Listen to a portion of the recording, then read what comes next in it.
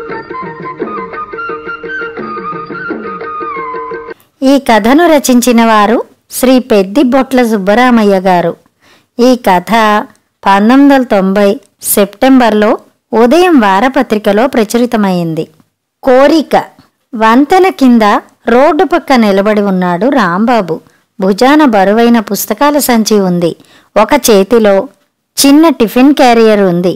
చాలా ఏకాగ్రతతో దీక్షగా ఎదురుగా ఉన్న పెద్ద సైన్ బోర్డు వంక చూస్తున్నాడు.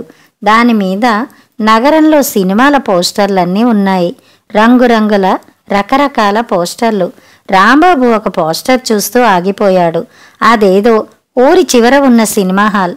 సాధారణంగా అక్కడ పాత సినిమాలే ఆడుతూ ఉంటాయి. ఇప్పుడు అందులో 25 ఏళ్ల నాటి ఒక జానపద చిత్రం వేస్తున్నాడు. పోస్టర్లో పెద్ద అక్షరాల్లో తప్పక చూడండి, మీ అభిమాన కథానాయకుడు నటించిన ఉజ్వల జానపద చిత్రం, భయంకర పోరాటాలు, ఉక్కిరి బిక్కిరి చేసే సస్పెన్స్ వగైరా నినాదాలున్నాయి. రాంబాబుకి అంతలో గుర్తొచ్చింది. అతని నాయనమ్మ చాలాసార్లు అతనితో ఈ సినిమా గురించి చెప్పింది. ఫలానా పేరుగల సినిమా ఎప్పుడైనా ఏ హాల్లోనైనా వస్తే తనకు తప్పకుండా చెప్పమన్నది. మరిచిపోవద్దంది. అవును, ఇదే సినిమా. రాంబాబు మళ్ళీ శ్రద్ధగా పోస్టర్ అంతా చదివాడు. కింద పెద్ద అక్షరాలతో 2 రోజులు మాత్రమే అని స్పష్టంగా రాసి ఉంది. అతడు మెల్లగా ఇంటితో పట్టాడు. దారిలో అవి ఇవి చూసుకుంటూ పార్కు దాటి వంతెన దాటి ఇంటికి వచ్చేసరికి చిన్న వరండాలోనే నాయనమ్మ ఎదురైంది. ఎందుకో రుసరుసలాడుతోంది.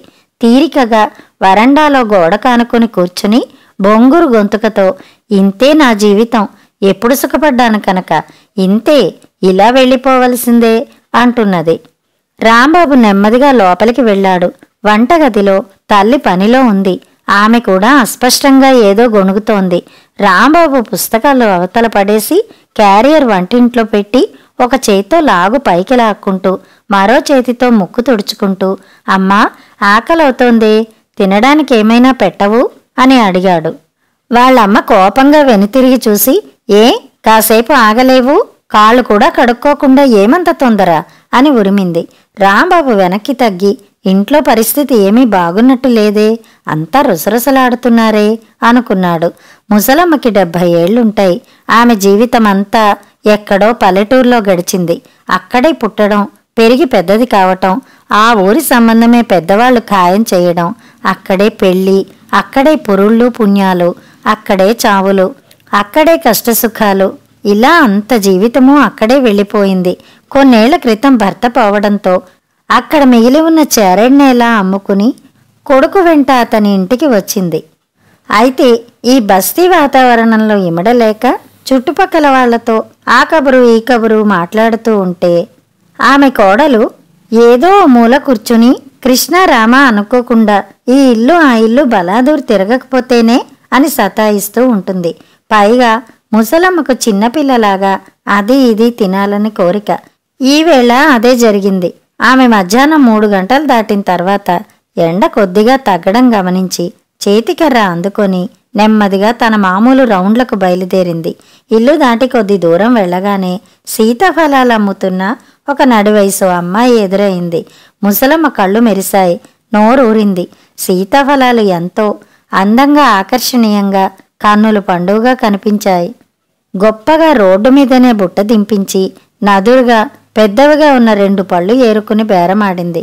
ఎంత కింద పెట్టి మీద పెట్టి బేరమాడినా 2 పళ్ళు ₹1/2కి తగ్గలేదు.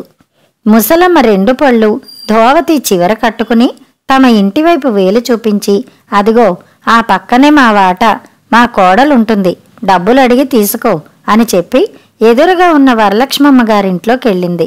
అమ్మాయి అని పిలుస్తూ. తర్వాత గొడవ అంతా 2 నిమిషాల్లో జరిగింది. ముసలమ్మగారు పళ్ళు తీసుకున్నారమ్మా, 2 ₹1/2, డబ్బు మిమ్మల్ని అడగమన్నారు. ఆ పళ్ళు తీసుకుందా? 2 పళ్ళు ₹1/2? వెధవ సీతాఫలాలకు ముఖం వాచిపోయి ఉందా? తానేం పసిపిల్ల? నెలాఖరు రోజులో డబ్బులేమైనా చెట్లకు మొలుస్తా అనుకుందా? రోజులు ఎట్లా ఉన్నాయి? మండిపోతున్నాయి. ఏళ్ళు వచ్చాయి ఎందుకు? ఆ మాత్రం ఇంగితం తెలియొద్దు. అమ్మా ఇంతకీ డబ్బులు ఇక్కడ కుప్ప పొసగని కూర్చోలేదు. పోపో, ఇంత జరిగాక పళ్ళ మనిషి ఊరుకుంటుందా? బుట్ట నెత్తినెత్తుకుని విసవిస నడిచి వరలక్ష్మమ్మ ఇంటికొచ్చి ముందు అరుగు మీద కూర్చుని బాతాకాని కొడుతున్న ముసలమ్మ దగ్గరికి వెళ్ళి పళ్ళు రెండూ పుచ్చుకుని మంచి బేరమే అని సణుక్కుంటూ వెళ్ళిపోయింది. ముసలమ్మకి తల తీసినట్లయింది. కళ్ళ వెంట నీళ్లొచ్చాయి.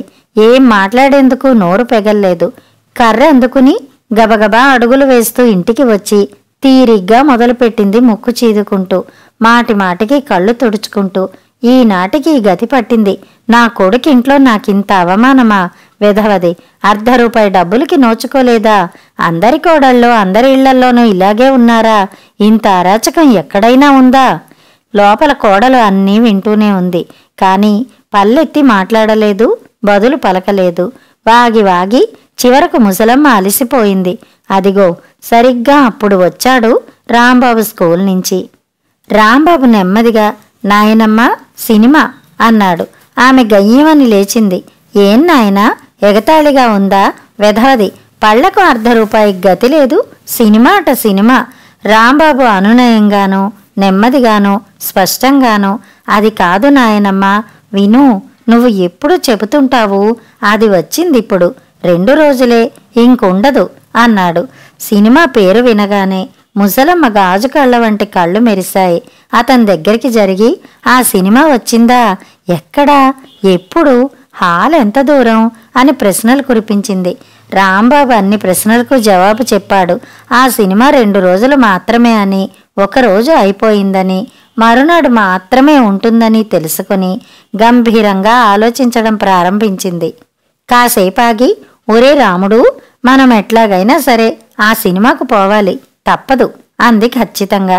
రాంబాబు ఆమె పట్టుదల గ్రహించాడు. లోపలికి వెళ్ళి కలం కాగితం తెచ్చి 2 మనుషులకు ఆ సినిమాకి వెళ్ళి రావడానికి ఎంత ఖర్చవుతుందో లెక్క వేశాడు. రాను పోను బస్సు ఛార్జీలు, అక్కడ 2 టిక్కెట్లు, మధ్యలో తానేమి వేరుశనక్కాయలు వగైరాలు కావాలని ఆశించడు.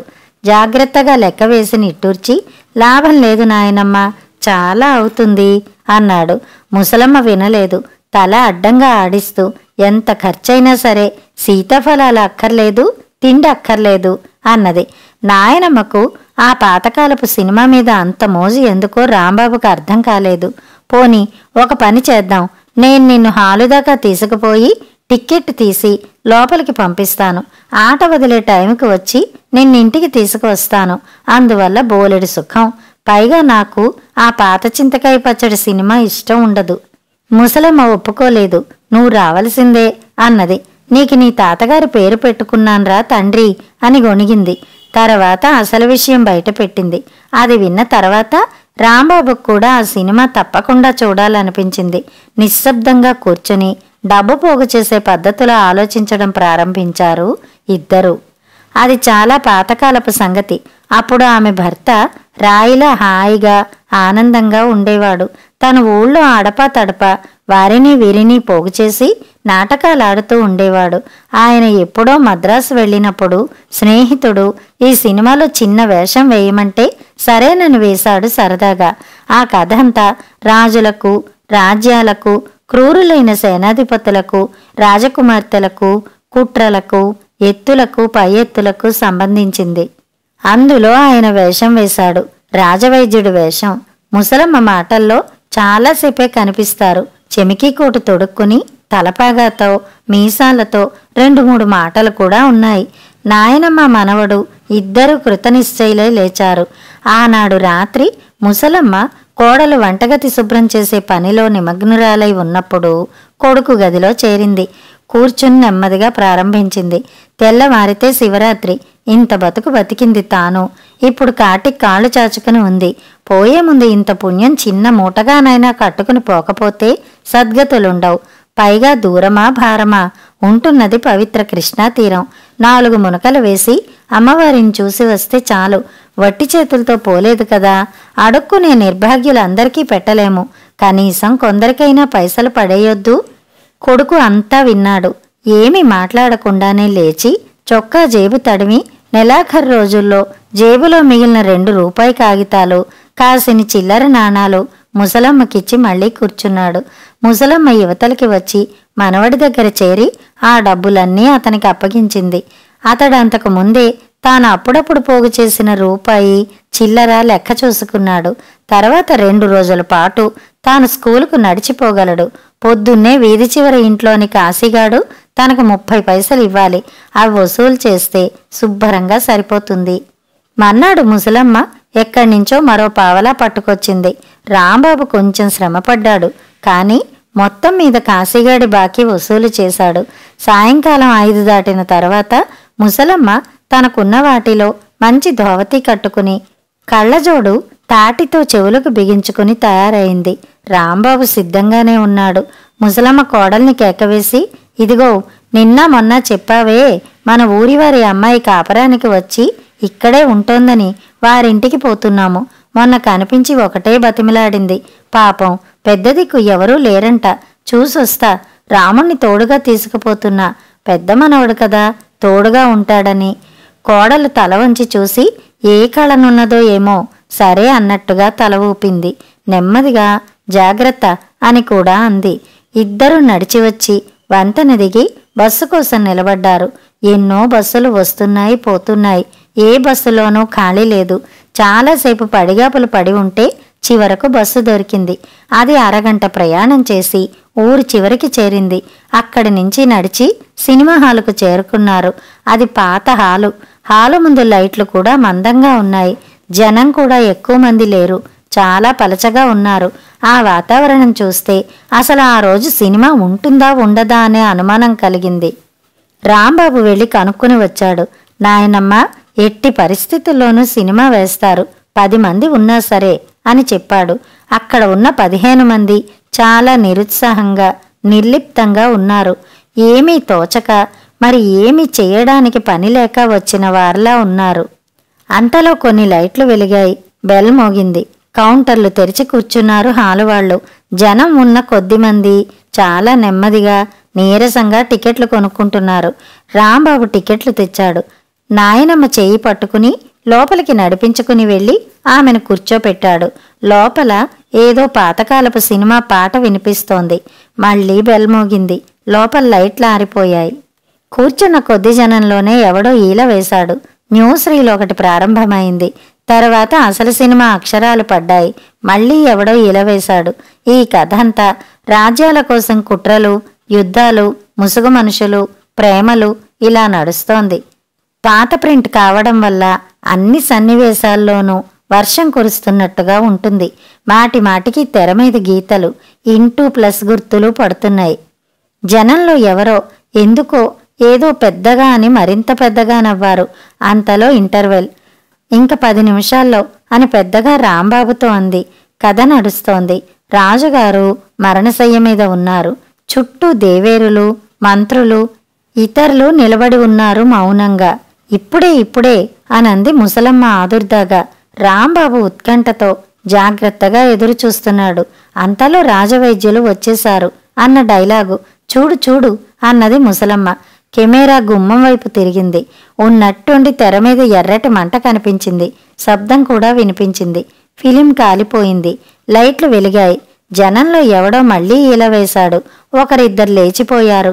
రీలు లోపల చుడుతున్న శబ్దం. 1/2 నిమిషం తర్వాత మళ్లీ సినిమా మొదలైంది. ఇప్పుడు విలన్ గుహలో నాట్యం ప్రారంభమైంది. జనంలో ఎవడో మళ్లీ ఈల వేశాడు. రాంబాబు నీరు కారిపోయాడు.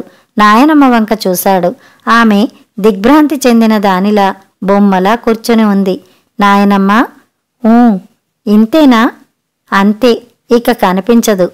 5 నిమిషాల తర్వాత రాంబాబు చెయ్యి పట్టుకుని ఆమె లేచి పద ఇంటికి పోదాం అన్నది.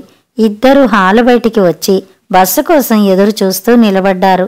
ఎదురుగా అంత మందమైన వెలుతురు, చీకటిని మించలేని సామాన్యమైన వెలుతురు.